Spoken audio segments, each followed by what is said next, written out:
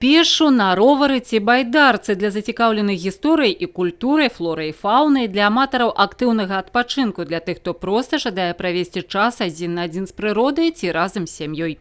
Даліна Мухаўца працягласцю ў 200 кіламетраў звязвае разнастайныя аб'екты, у тым ліку і аграсядзібы, дзе можна спыніцца, пакаштаваць мясцовую кухню і зноў працягнуць вандроўку. Этот маршрут потенциально свяжет такой крупный туристический центр город Брест и Кобрин. И мы в дальнейшем думаем, что этот маршрут вдоль Днепробурского канала дойдет и непосредственно до территории города Пинска и далее по Полесью. Даліна Мухаўца – гэта комплекс дробных маршрутаў, разлічаных на разнастайную катэгорыю адпачываючых, як на ўнутраных, так і на замежных турыстаў. Напрыклад, Пятровічы – вёска знакаміта сваім старадаўнім дубам, бязмоўным сведкам амаль 500-гадовай гісторыі. Таксама, як сцвярджае мясцовы экскурсавод, асаблівую зацікаўленасць мястэчка выклікае ў турыстаў, якія маюць яўрэйскія карані, бо менавіта адсюль выйшаў знакаміты пісьменнік Роман Левін, выратаваны ў гады Другой сусветнай вайны.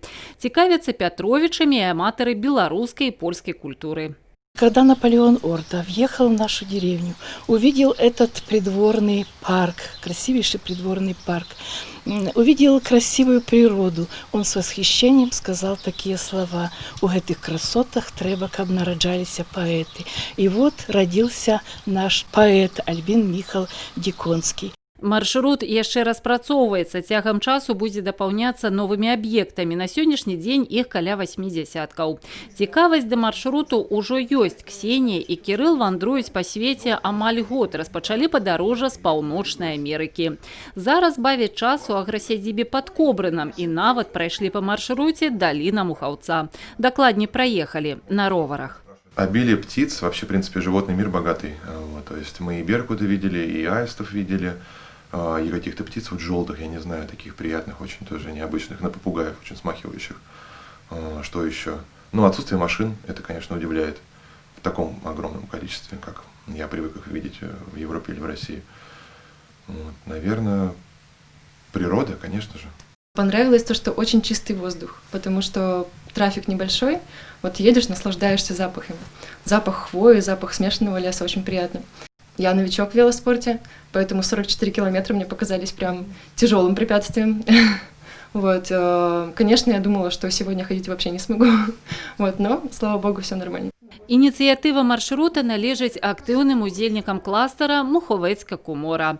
Алла Полікарпук, гаспадыня адной з аграсядзібаў кластара, заўважае, што работа над маршрутам будзе працягвацца.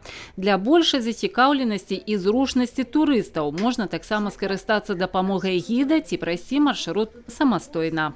Если турист захочет посмотреть тот или иной объект, он может сам выбрать, куда ему ехать. Мы разметим. И будет электронная версия с QR-кодами, с описаниями, с фотографиями этих маршрутов и с телефонами владельцев. Можно заранее будет прозвонить и договориться, чтобы вас приняли или там организовали экскурсию.